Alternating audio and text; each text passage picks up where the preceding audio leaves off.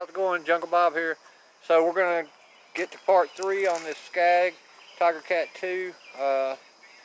Get everything back on, get the valves adjusted, and give it a test fire and see what happens. So if you're interested, stay tuned and we'll get right into that. Let's hope it all goes smooth.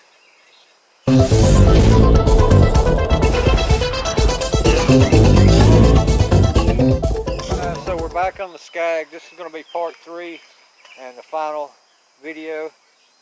The push rods are here. So I've already got where we've gone since the last time. I've already put this shroud back on, or just helps with the vent. It keeps everything cooling in the engine. But and I think I showed you where I've got the rocker arms back on and everything. We went ahead and hooked the control thing back up. It's a bolt here, and it fits on the carburetor right there. We've got the choke working now. You see, works like it should. I've got a new oil filter, and we've already got oil in it. So the next step is we'll get the push rods in, adjust the valves, this side, and new valve cover gaskets. I've already got this side pretty much cleaned up and ready to go. Then once we get that, we're going to have to put that top cover back on. I was going to run it without the top cover and make sure everything's right, but when I took it apart, of course, I didn't want to take anything off. I didn't have to, so I left the fuel pump attached to the cover and this Donaldson air cleaner system on there, just so I don't have to take a whole bunch of stuff apart. So when I get ready to adjust the valves, I'll come back, and I think we're going to set them at 4 thousandths or 5 thousandths. I think these are between 4 and 6, so we'll go with 5 on this Kawasaki. And I'll get those adjusted and button back up, get the cover on, and we ought to fire this thing up here shortly. Alright guys, Jungle Bob here. So we're going to get ready to adjust the valves. I'm going to go ahead and do this side since the push rods are already on here. Now this is what you call a concentric, I believe is how you pronounce it. The way you adjust them, you loosen, these are both 10 millimeter on top and bottom, but you loosen this 10 millimeter nut up here, and then you're going to turn this one with your feeler gauge in there, and we're going to go, let me see, we're going to go and set these at 5 thousandths because the adjustment is 4 to 6, so we're going to go to 5. But you can tell how loose this one is. I mean, that's 5 right there. So you can try to find top dead center if you want to. What I did is I just spun it around till the exhaust valve is all the way closed, all the way open, and that leaves the intake all the way closed. And you can know because you can't spin this push rod down here, but this one spins fine, with your hand. Or you can try to get top dead center. You just come around. You can stick a spark plug in there and make sure your piston's at the top on the compression stroke and do it that way. But this is the easiest way to do it for me. It's just like so. Now this intake valve is all the way open and the exhaust valve is all the way closed. Let's see how loose that one is. We'll go in it again with a 5 thousandth. Yeah, look. So, anyway, I'll put you on the camera and I'll do one of them and show you. And then I'm going to do the whole thing and come back once I got the valve covers on. But in the meantime, clean up your surfaces real good. I use, you may have to scrape the gaskets off if they're on here, but get them cleaned up as good as you can, the valve covers and everything. And if you don't have valve cover gaskets, I use, I've got gaskets for this one, but I use Permatex, the right stuff. It works fine. You can use that. But to clean everything, I use CRC Brake Clean Green just anything you have, acetone will work. Hell, I've even used gasoline before. Just make sure you get the surface as clean as you can, and whatever. So let's get it on and set these valves. I don't know if you can see or how good, but so we have the exhaust valve open all the way. Intake is closed all the way. And I'm just going to take me a 10 millimeter and hold the top side and loosen this nut up.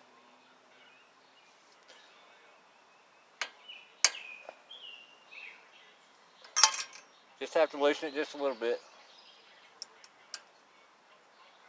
Right, once you do that, then take your feeler gauge and go right in here. And it actually tightened up when I did that. But you notice when you're turning it, let me loosen that up some more. So like when you're turning this, now it's getting real loose when I go that way. And that's all the way. It doesn't take very much, but all the way to the right, and it's loosey-goosey. And then you come back and try to get it tight that way. And you just have to play with it till you get it where it feels good.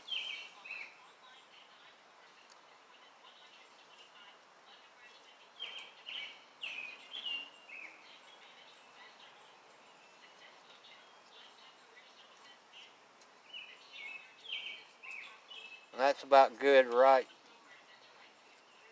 in there where it's just dragging a little bit. And then you want to tighten that up. So I'm going to tighten these two back up, and you just have to keep doing that till you get it right.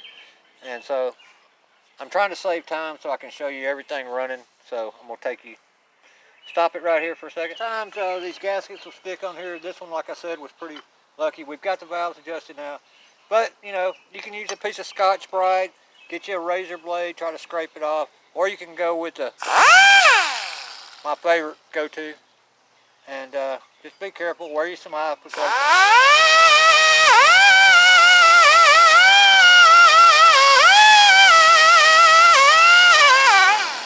There we go, all nice and cleaned up. So we'll get the gasket, put this cover on, and I'm gonna do the other side, and then I'll come back. It's late. It's almost 7:30, and I'm still out here working on this thing. But we got the push rods in, valves adjusted on both sides, the muffler's tightened up. Now I've got the spark plug still out. I'm gonna turn it over a few times, kind of let some oil get going through there.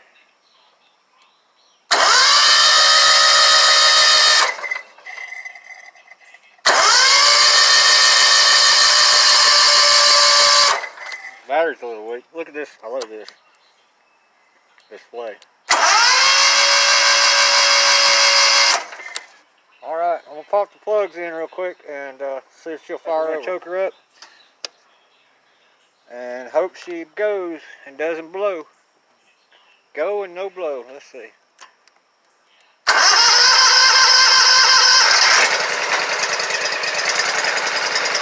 Oh yeah, I can already tell it sounded a lot better.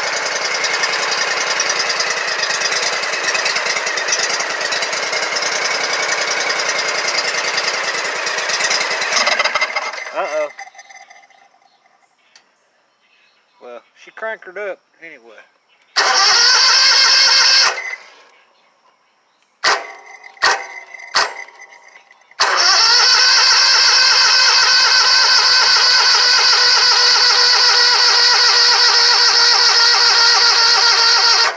We're going to have to charge that battery up, so stay tuned. So it's the next morning.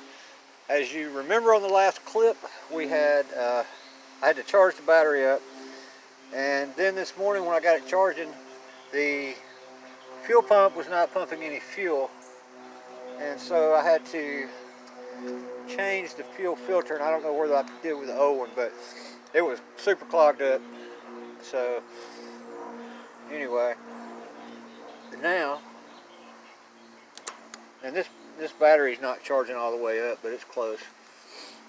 Anyway, so let's crank her up. Oh, sorry. I've already disconnected my kill switch, my jumper to the seat. So I'm going to press down on the seat and get it crunk. Or now I'll just sit on it. Y'all can hear it crank.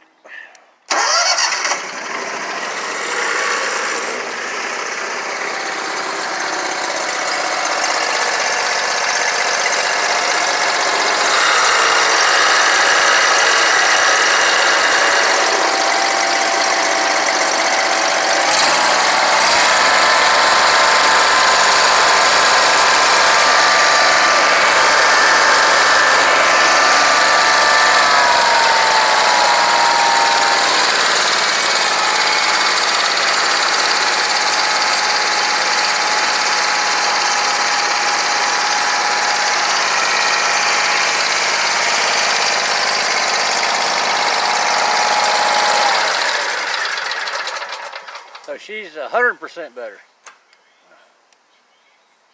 Oh, I'm gonna have to do it again, damn it. I'll crank it back up in a minute and drive it around for you.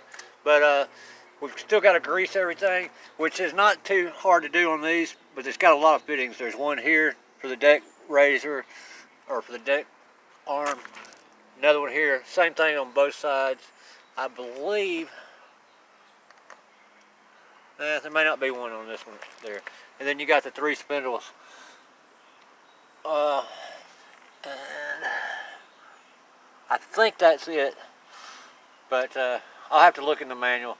But so we're going to grease it up. And the only difference Scag calls for just regular grease on all these fittings, but they want you to put white lithium grease in the spindles. So keep that in mind. Oh yeah, you've got 2 places to grease on here. You're supposed to take this plug out and put a Zerk in here yourself, and then grease this up, and then take the Zerk back out and put the cap back on. And I think there's one down here. Yep, there's one on each one of the tires. Let's see if I can show you. Well, they're in a bad position. There you go. Right there. Yep. So we'll get all those done, and I'm gonna drive you around, let you look at it. All right, guys, hold on.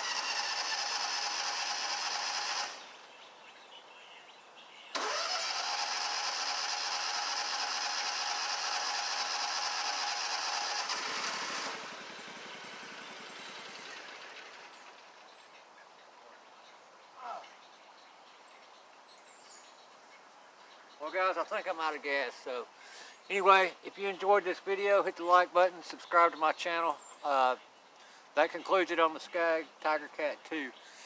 So we'll see you on the next one.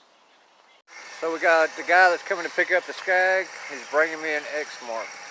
I'll show you him loading the X mark up.